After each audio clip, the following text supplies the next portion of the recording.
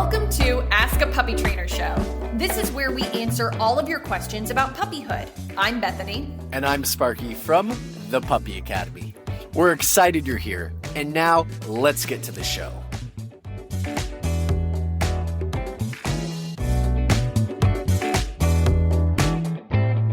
Hello. Welcome to Ask the Puppy Trainer Show. episode 234. That's Bethany. I'm Sparky. Woo! Look at that. We were so on top of that. We were just so synced up. Do you want to do the light or do you care? Because it definitely looks darker than I'm used to. Not this one because we have the light, but the corner one. We're about to be brightened by the beauty lamp. Ricky's like, this is my day. We're very prepared today. It's 1:10, as you can tell. I don't even know who this is, but I love this dog. Who are you? I know you're. Do you have ID tags? I think that's Rosie. I'm almost positive. No, sorry, not Rosie. Willow. Willow. Rosie is Willow's mom. You're so sweet. You're the sweetest puppy ever. You guys can, thank you. You guys can put your questions down below in the comments section. I have a bit of a sluggish start. Sorry about that. So I'm just going to go ahead and jump in. Let's see if we can get the ball rolling. If we're answering any of your questions, you have any follow-up questions, throw them in the chat if you're live. We'll tend to prioritize you guys. We like the back and forth. It's more fun. Beauty light. Okay. Oh, I got to click on that. There we go. All right. So oh man, I did it too. Please include the age and breed or breed mix or whatever of your puppy dog when you're asking stuff. Okay. Rochelle. Hello from Canada. Hello, Canada. Nice job in the whole hockey situation. I mean, We're still upset about that, okay? Not good enough, we but haven't gotten over it yet. It was a nice try. I mean, good effort, guys. Good effort. There were some great fights in that game. All right. There are so many puppy training accounts. Yes, ma'am, there are. I hope you guys heard what she said. That would be our boss. Not sure what drew me to yours, but something did. Well, thanks. We're glad to have you. We're never going to get through one question. We're having fun, though. I think we might be the only ones. Okay. I have an 11-week-old Aussie. Yay! It's my favorite breed. Okay. She does like her good old Aussie. She's a doll. Well, I already don't believe you. My problem is she's nervous, afraid of my teenage son who lives with me. 11-week-old, afraid of your son? Oh, I got a dog because I fostered and he fell in love with every one of them. Okay. Oh, I see. So, his son fell in love with the other dogs, the dogs that liked him. This dog will not go to him. He lays on the ground, feeds her. She eventually will come up. He leaves for school. He's got 2 jobs. She even barks at him. He is sad and just wants a dog. Oh man, you're not gonna like my answer. Just wants a dog to run up to him and play. Well, first of all, son, you don't want that because then we would be telling you all the reasons why not to encourage that because it's very problematic. Unless you start the play and you start the excitement, you do not want an 11-week-old puppy freaking out when you come in a door.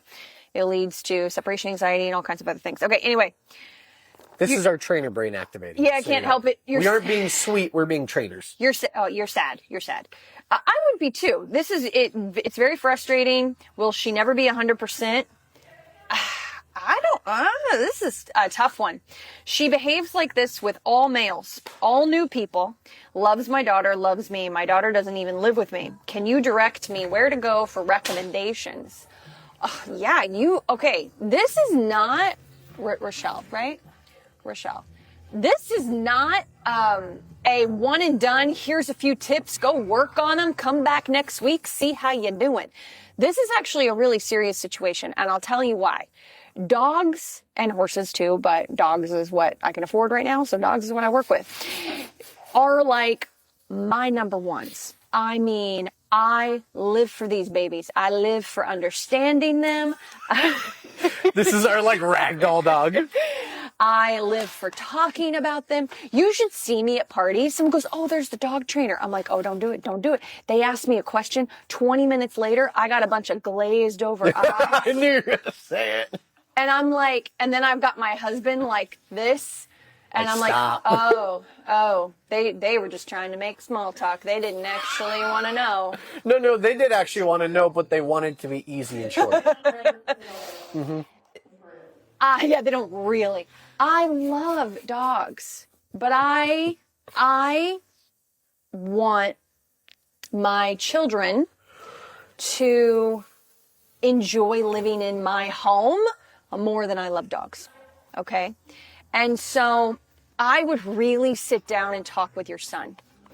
Because there's a few things. Is your son 16, 17, and he's going to go off to college when he hits 18, 19? School with 2 jobs. He's got to be 18. I'm just saying, though, like, is he out the door next year and this really is going to be your dog? Because you've got enough issues with this dog. Like, you are going to have serious issues in the future. I'm just going to tell you from a genetic standpoint, this dog has got some serious issues that you're going to have to spend a chunk of change on if you really want to see paused due to poor connection. Sorry. Where's this question from? Just so you know. I don't know. Oh, can you give me the one? Okay. I'm sorry, we're waiting on Instagram. I was like in the zone. I was finally actually answering the question. And then Instagram was like, paused due to poor connection. You can keep going because we have the mic for Okay. TikTok, so I guess it's just... Assuming it was set up properly, Josh. Yeah, I know. No, just, okay. He's picking you. All right. So I'll try to keep going. Hopefully it'll be fine. These are 2 separate issues in my mind. One is the amount of training that this puppy, who is genetically already insecure. Aussies already have a tendency to be passive and aloof, kind of like border collies with new people, except they tend to be more dominant than border collies. Just if I pigeonhole them, if I put them, in a general breed category.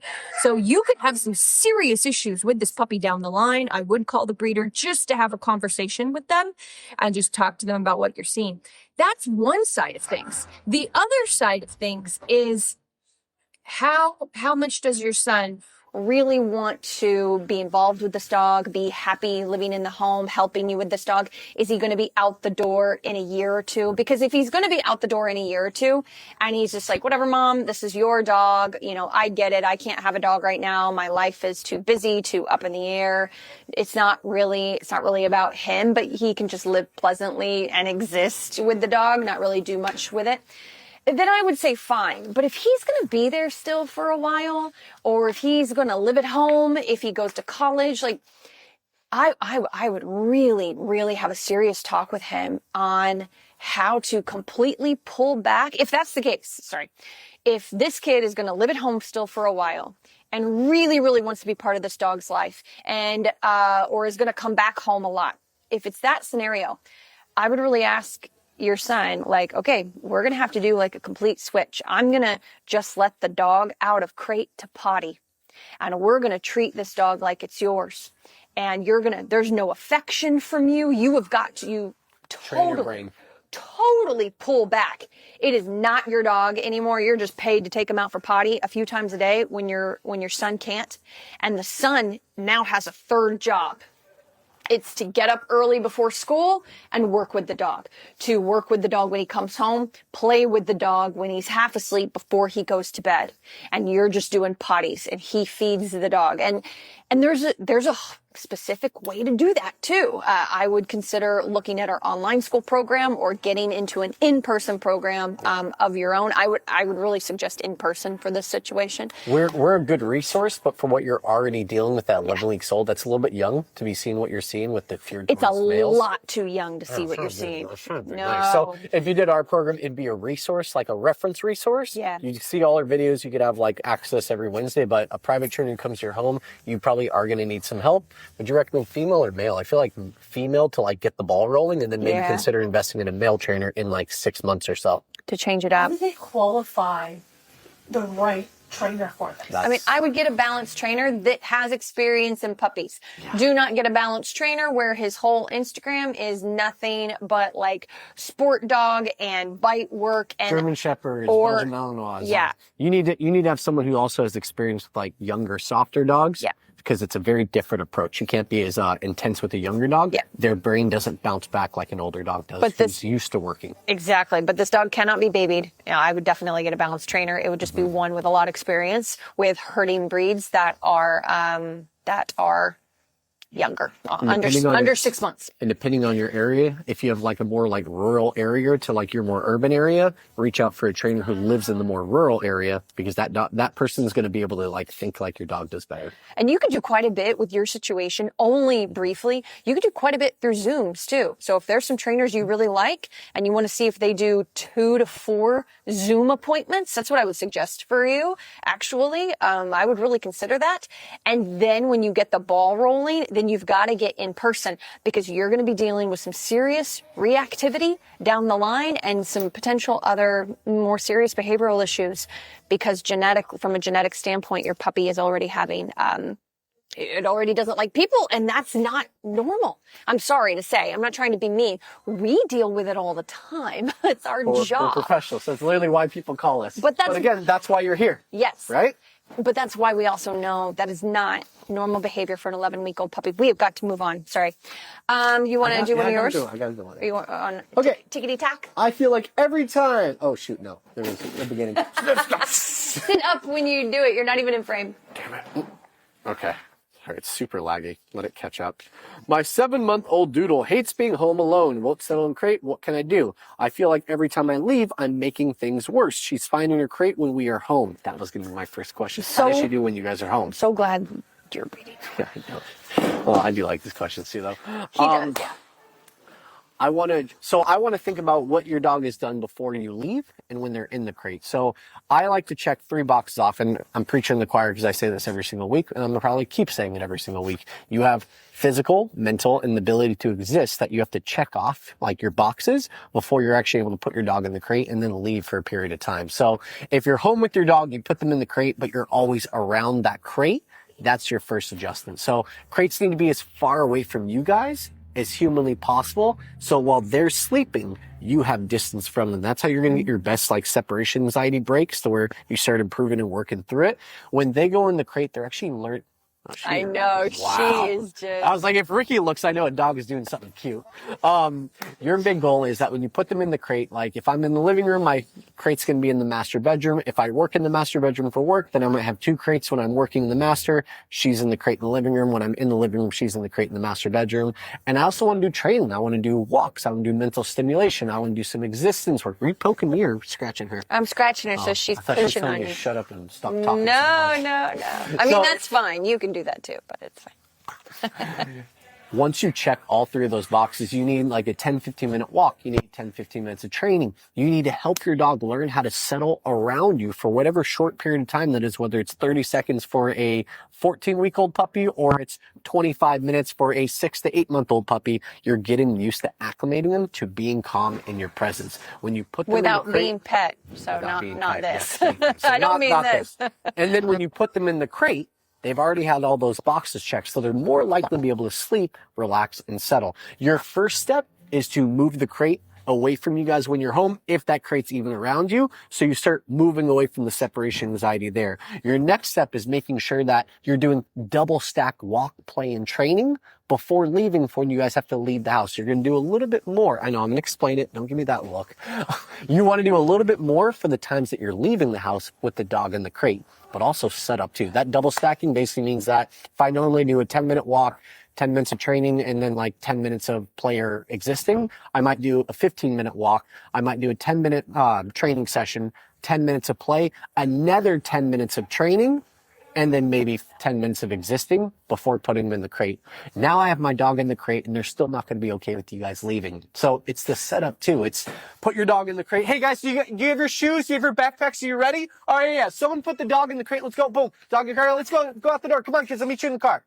You're affecting Willow's state of mind. Willow's like, I know these sounds. They have a couple kids at home. That's how it is. That's how it usually goes. So the door's got to be closed first. Then dog is it? Wait, no. You gotta let me finish. You can't take my thunder. You put the dog in the crate. This is helping. No, you want to steal my thunder. Put that dog in the crate. Slowly shut the door. Cover it with your towel. Calmly leave the room. shut the bedroom door, wait by that door for 30 seconds. So if they are more likely and prone to barking, because they kind of know the time frames of when you leave for work, you can just wait. My hands pressed to the door with maybe like a 4-inch gap between it. And the minute I hear that first bark, I'll just one loud tap on the door. I don't know how much you guys actually heard that. Poor Willow. Did you cover your ears? Thanks. No, after the fact. Why don't you cover your ears? You saw She this jumped. No, I didn't. So that double tap against the ring. door is like a shock to the system in the crate. So they're going to kind of, whoa, be surprised by that.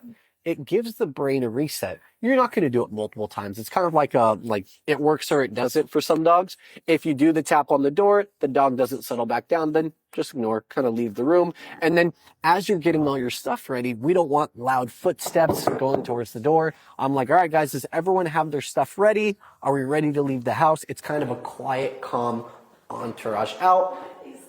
Someone gave us a corgi butt. Thank you. Thanks, corgi butt. We got a corgi butt on TikTok. We wouldn't even noticed it. Good job, Ricky. We love that. And honestly, it's Finish good. the point. I It's lost good it. for everybody. It's good for everybody to slow down, be a bit more prepared, put their focus on something. I mean, if your kids are over 3 or 4, if they're under 4, yeah, sorry, good luck. That's tough. But seriously, it's like grabbing the keys and putting this on. Those all become these triggers. And so let's just make sure we don't create any of those. And the only other thing I would add is what he was giving you really is just the first step. You have a whole lot of training after that, too. Yeah, and I'm sorry about that, but it's like if we don't at least have our foundation in place, if the dog's not ready, oh my Lord. If the dog's being cute. so cute. If the dog's not mentally, and physically to a point to be able to receive any additional information after that, if they're not properly being fulfilled, that's the new buzzword on social media, so I'll just use it. If they're not properly being fulfilled as predators, then the other stuff, isn't fair. Now, it's not always going to be fair, I understand that, but let's make sure that we're also teaching your dog to wait at the crate door, wait for permission to come out. Thresholds. And all of your thresholds are very solid, that your dog doesn't just jump up on your lap like this. It'd be fine for Willow, like if Willow's family is doing it, which I'm sure they are, fine, because there's no anxiety issues, so it's not a big deal. This is very much a genetic predisposition, They I'll be also honest. have a very balanced lifestyle. They're 3 months into the training program, so they've been doing it for a while. Yeah. Like you gotta get into it. They have to earn this first. Yeah, but even if you do everything right, your dog has a genetic predisposition towards being a certain way. You have to keep that in mind, and so you might have to be more strict for longer than your neighbor who spoils their dog rotten and their dog is just sweet and easy and amazing. There's definitely a huge genetic component. So anyway, let's make sure that the dog is not just jumping on the kids' laps, everybody's laps without permission. They have to wait and be able to be, blocking, calm, chill out. If you haven't taught place command with body blocking, if you haven't taught thresholds with body blocking, go down a YouTube deep dive or join our online school. I don't know how old your dog is, but join our 7 online month. school. You're kind of and you would use our online school more as like a reference point. Yeah, you're kind of at the But I tail can tell end. you the cost for our online school is about the price of a single private training session with a private trainer, and you have it for a year. So Yeah. even if you were to get a private trainer, it's a good resource for you. So it's okay to let her cry.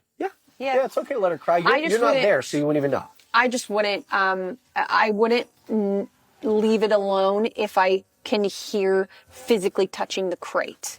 Oh, like biting the crate. Or scratching tapping at it, hitting it That with the is when body. I would do what he said earlier. But yeah, when it comes to just making noise, as long as it's not this major escalation that's getting out of control where you think it's major stress happening, it's just boo-hoo-hoo, anybody there? Let it go. It's honestly with babies, some babies, you can just let them cry a little, not a ton, but they'll just kind of hem and haw just to see what's going on, and they go back to sleep. Other babies, that does not work at all. That was my baby, it does not work. And I had to do a lot of other things. And so every dog is very different. So you just play around, see what you get. Get a camera on your dog. You can get them pretty cheap these days. I would do that. I would do one more because I missed her. I skipped her on. No, I But skipped this is so her. quick. Okay, go. Okay, haha. I win. It was quick. I win. Okay, Jersey 30 J. minutes later. Jersey J and I don't know, somebody, Debbie, says, back tying. What is the difference between back tying and tethering? And then someone goes, yeah, what's back tying? Tether.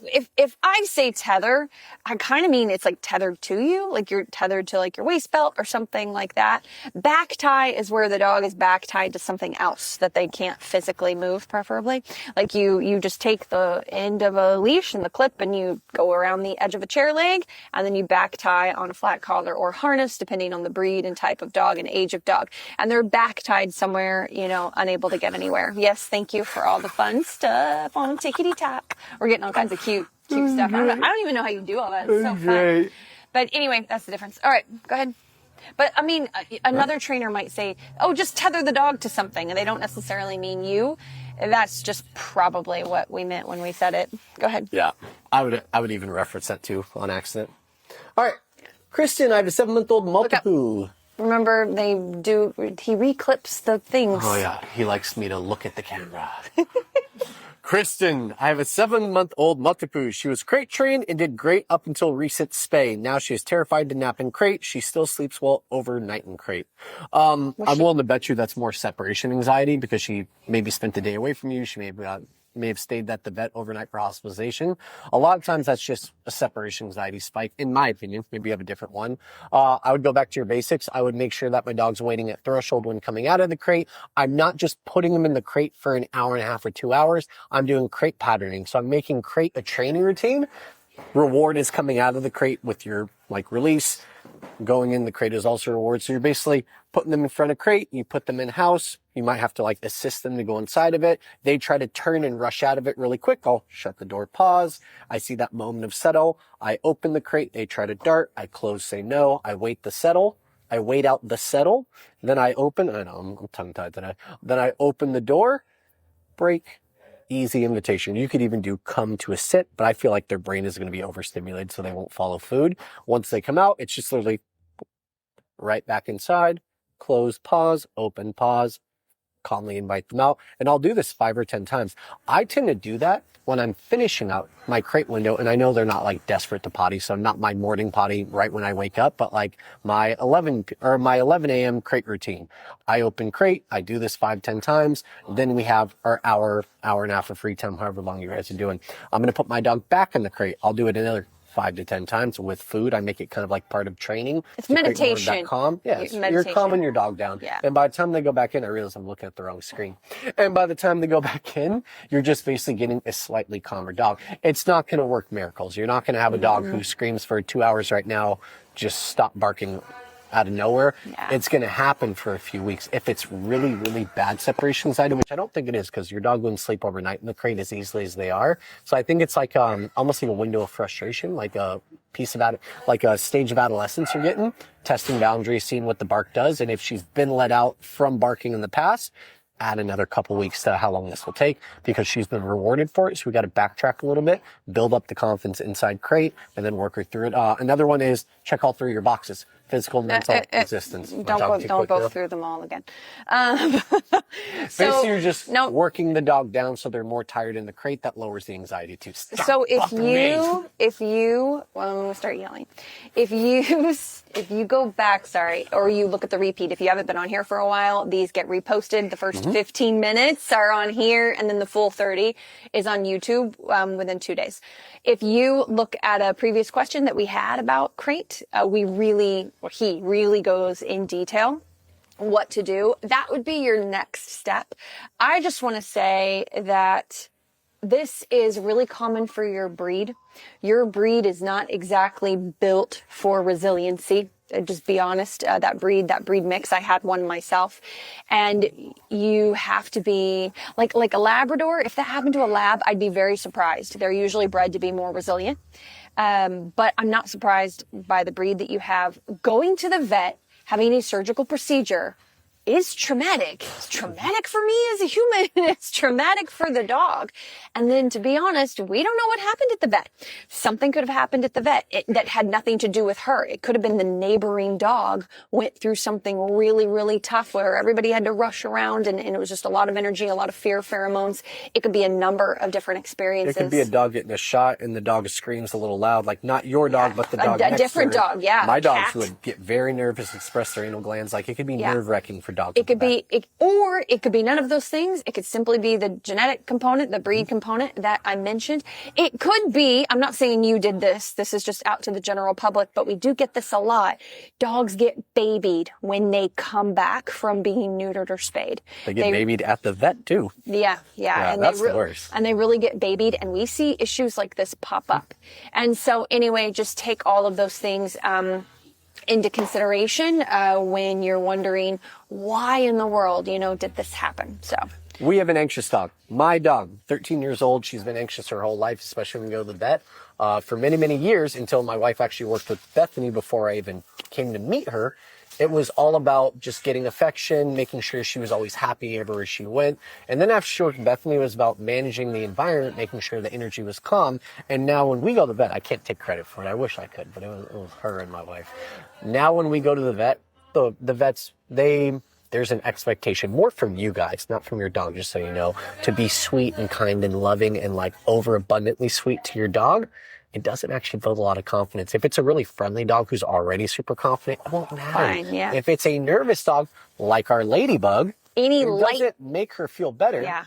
Any lightness comes across as permissiveness, weakness, which puts your dog who's nervous more on alert. She will growl and be nervous with any vet that is overly sweet to her. If the vet comes in, they're like, hey, how's she doing?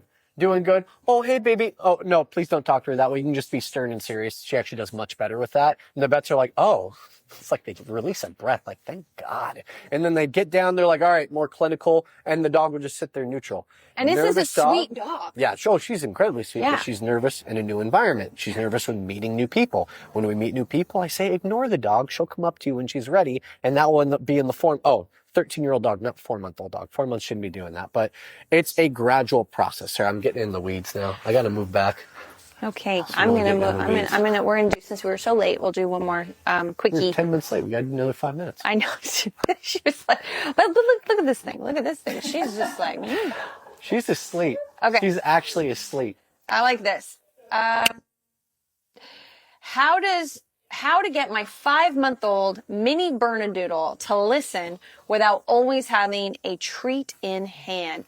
Girl, How much? You got to join our online school. If you want like a complete program of how to build and I'm purposely doing this. I know you are. I can tell. Okay, so the first thing I would say is you can't. It's a 5-month-old puppy who's just getting into adolescence. You should be weaning off in the house, though. And so what you should be doing is creating space between I probably shouldn't look over here, between your marker word and your delivery. So good, do not have your hand in the cookie jar. Just good, pause, get it, pause. Maybe another good, pause, food. This is for stationary stuff. And then you do 5 things for 1 piece of food. Then you do 2 pieces of food in a row. And then you don't have any food in your hands. And you do 8 things for a couple of pieces in a row. So you're mixing it up and you're creating space between your marker word and your delivery. Come is a little bit different, but if I'm doing come in the house where it's super easy, there's no kids around or anything like that, it's the same thing. But as soon as I go into the yard, as soon as I go into the outdoor world, I might not even use food in the house anymore with a 6-month-old. I wouldn't be personally unless I was having issues with the dogs. But as soon as I go outside, I might have a food lure like it was 12 weeks old. Back to basics. And the dog goes by across the street and I'm like, come, sit, break, the easiest sequence there is over and over again to get my dog's attention.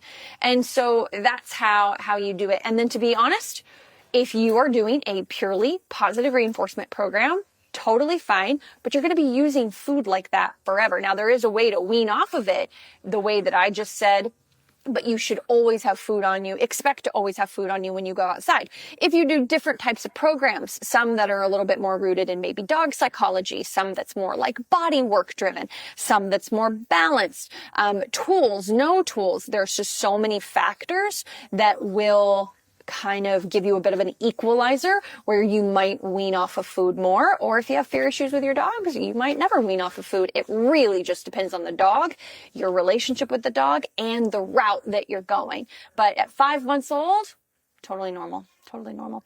We did get a quick question in here. Let's see. My boy. Someone says, oh my gosh, I have that problem with my boy. He growls in the night so much and wakes up barking. I wonder if this was in response to you with the new people thing, like they're starting to get guarded. I wonder. I'm afraid. Maybe it's a follow-up to another person who posted. I don't know. I don't Maybe a little have. bit more That's the only one I have. Keeney, we've got to go. But if you join us next week, we start at 1 p.m. on Pacific Standard Time. When we're on time. When we're on time, 1 p.m. 1:08 p.m. Pacific Standard Time on Wednesdays. If you'll join us, we can start with you and prioritize you and have a conversation, a text conversation back and forth. That way we can get more context. I need age, I need breed, I need what's going on, and just specifics for what you're talking about. And what are you pointing to that for? I don't know what you're doing. Oh, she's going to turn it off. I thought she was like... You called out the background person. I thought she was like, there's someone here. Right, because I'm usually All right, guys, we got to run. And thank you so much. And we'll talk to you later. Talk to you next week. Bye. I got to do the awkward wave. Thanks for tuning into Ask a Puppy Trainer Show.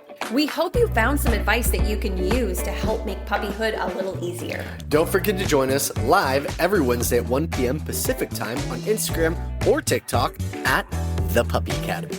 This is where you can get a chance to ask your burning questions in real time. And if you want even more puppy guidance, visit our website at thepuppyacademy.com for info on joining our online puppy school. If you enjoyed today's episode, please consider subscribing to our podcast and leaving us a review. These reviews let more people find us and supports us on our mission to help as many puppy parents as possible around the globe. Thanks for listening, and we'll see you in the next episode.